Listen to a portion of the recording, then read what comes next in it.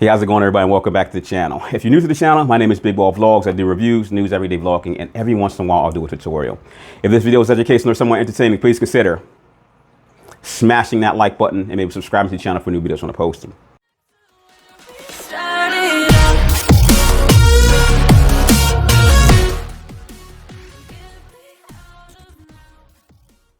So I know I've missed a couple of weeks of videos, probably like 2, maybe going on 3. So I thought I would jump in and do a video today. In previous videos, you guys heard me say that I was waiting for this special arrival of this new product so I could start my new series of reviews, getting into FPV. And I kept putting that off because the product hadn't arrived. So today I want to talk about customer service.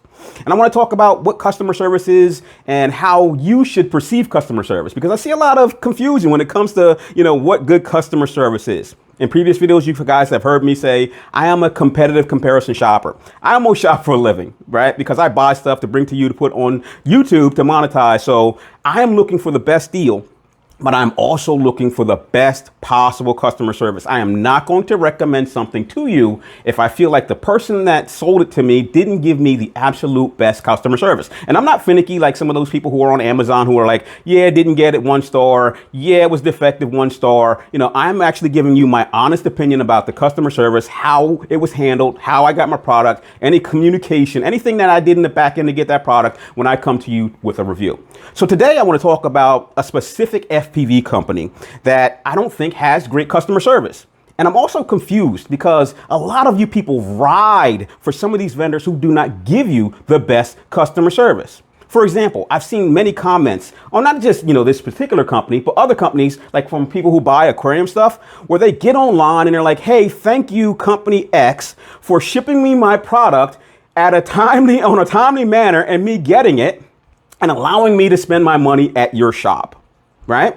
It shouldn't be that way. Customer service is something that should be provided. If you're in the business of selling things to a consumer, you should already have, or you should be working on the best customer service. And I shouldn't really have to thank you for spending my money at your shop. Now, I know some of you are going to ride for these companies, and some of you are going to be, you're crazy. I got my product and I talked to Joe Schmo and he was excellent on the phone. Well, customer service isn't about when you actually get your product and it arrives on time. It's also about what happens when your product doesn't arrive and what that company will do for you. So I want to talk about a specific FPV company, because the customer service is lacking. And a lot of you are riding for this company because you see them giving products to YouTubers that have 100,000 subscribers plus for free so that they can get their name out there.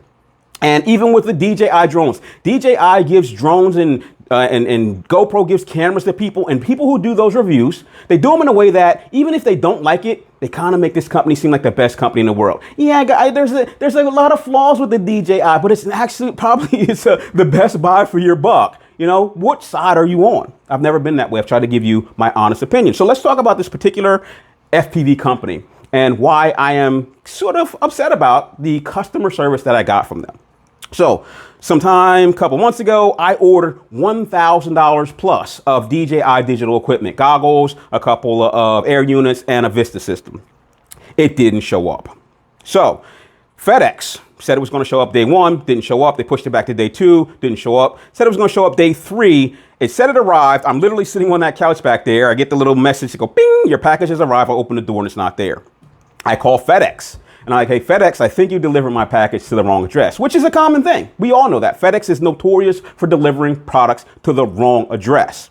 So FedEx said, we will do an investigation. We'll get back to you in a couple of days if it doesn't show up. I waited a couple of days. It didn't show up. I called FedEx and FedEx said, call the shipper. They're going to have to file a claim. So I called this vendor. And I got somebody on the phone who was very nice and talked to me very professionally and gave me, hope that my product would show up. But they were aware that FedEx makes mistakes with delivering products because they gave me this story. And I wish I could post the whole email chain, but I don't have a lot of time here. So the story was, hey, it's going to show up. FedEx usually, delivers. But I got this story for you about this kid who saved up all of his money mowing lawns to buy a product from us. It didn't show up for like a couple of days, but he waited and waited and waited. And eventually FedEx delivered the product because they scanned it in before they actually delivered it.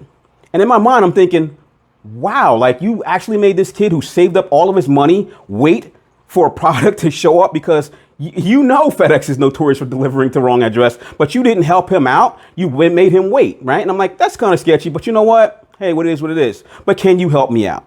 So this company says, we'll look into it. I call them back. They were like, hey, I'm sure FedEx is going to deliver this in a couple of days. Trust me, it happens all the time. Still didn't get delivered. I call them back again. They're like, let us talk to management to see what happens. I mean, what we can do for you. And I'm like, why do you have to talk to management to help me out? You know this has happened before. I mean, who hasn't had a FedEx claim filed because they delivered it to the wrong address? Why aren't you helping me out? And this is like a week and a half that's going by now. So they contact management. I get an email back saying, hey, we talked to management. We can't eat that charge. So you need to file a police report because somebody probably stole it.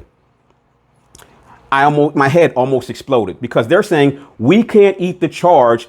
Someone probably stole it. We can't do anything for you. We can't file a claim for you. I'm like, again, I'm confused here. What do you mean I need to file a thing because a police report because somebody stole it? I shop regularly from Amazon almost every day, and I've filed my share of claims because I live in an apartment complex and they'll drop it on the wrong door. Sometimes it shows up because my neighbor got it. Sometimes it doesn't. Amazon, that's why I love Amazon Prime, because Amazon will pay if they delivered it to the wrong address. They may even lose a couple of them and they still say, hey, we lost it. Here's another one, or here's your money back. But this company was like, we can't help you. File a police report because it may have been stolen. So I paid for this via PayPal.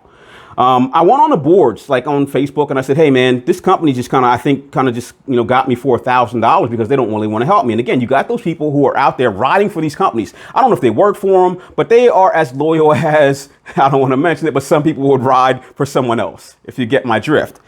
And they were like, what do you want, that company to eat the charge? I mean, you had the ability to select the insurance. And I'm like, okay, let's talk about that. Let's talk about this company when it comes to how they actually provide you customer service,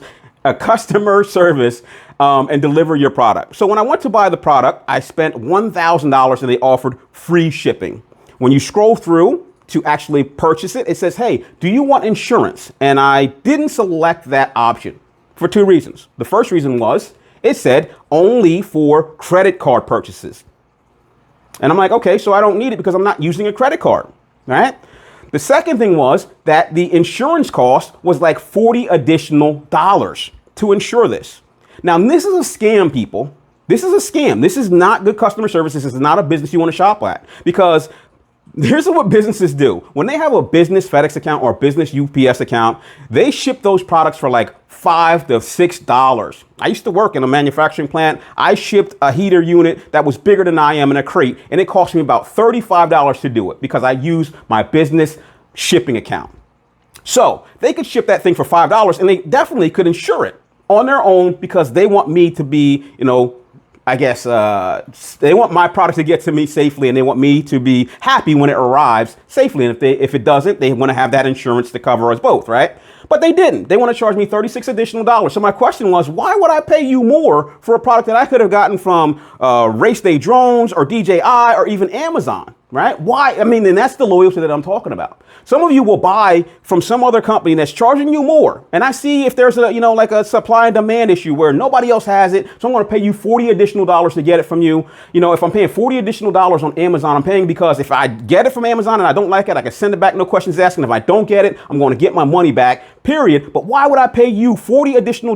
You know why they're charging you $40 additional? Because they're marking up the price in the shipping and not actually on the retail product. And that is a scam that runs across the internet. If people are charging you additional for shipping, it's because they're trying to mark up the price to get more from you without putting it on the retail product. It happens on eBay all the time. You get a product, they're like, hey, it's like less than retail value. This GoPro is like, it's usually $500. It's like $350, so we're going to charge you $75 to ship a 1 pound product.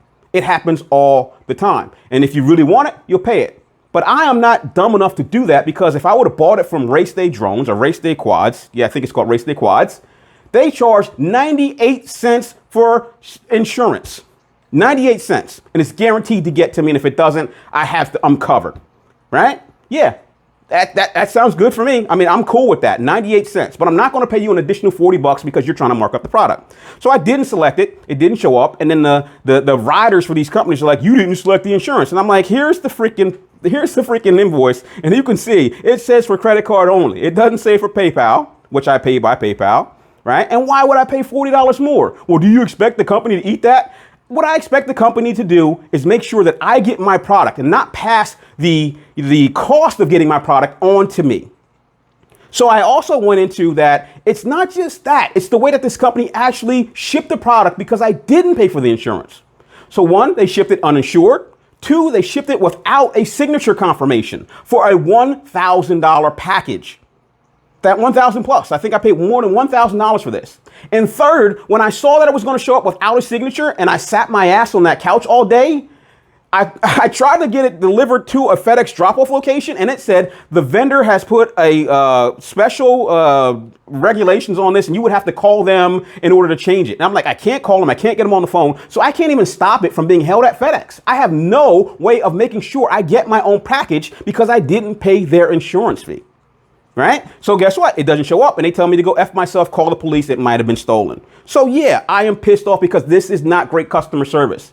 And again, you guys will ride for some of these companies because you got your $65 this or your $6 set of props. You know, I've ordered, there's stuff in this aquarium that costs hundreds and hundreds of dollars. And the companies that ship them offer you insurance that if it doesn't arrive alive, they will give you another one or give you your money back. This is not, that's good customer service. What I got from Get FPV was bad customer service.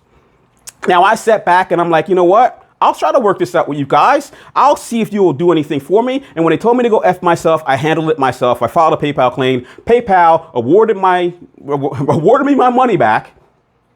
And I'm happy now. But I am never, ever going to shop with this company again. And I want to let you guys know about this. I'm getting into FPV. And I will spend, you know, if you haven't seen how much I spend on my hobbies, if you haven't seen how much I spend on the aquarium and all the other crap that I like, at a good bargain, they lost a good customer that's going to spend a lot of money. And if the channel grows, they lost a good advertising relationship, right? So I want you guys to know about this because if you're getting to the hobby, since every time you go on Facebook and every time you like search quads, this vendor pops up that they don't have the best customer service. And you better pay for all of the insurance and you better make sure that you're insured and covered because you might not get your product and they won't do anything for you. And a lot of you guys have had a problem with DJI for this. Just saying, hey, you crashed it, we're not going to cover it.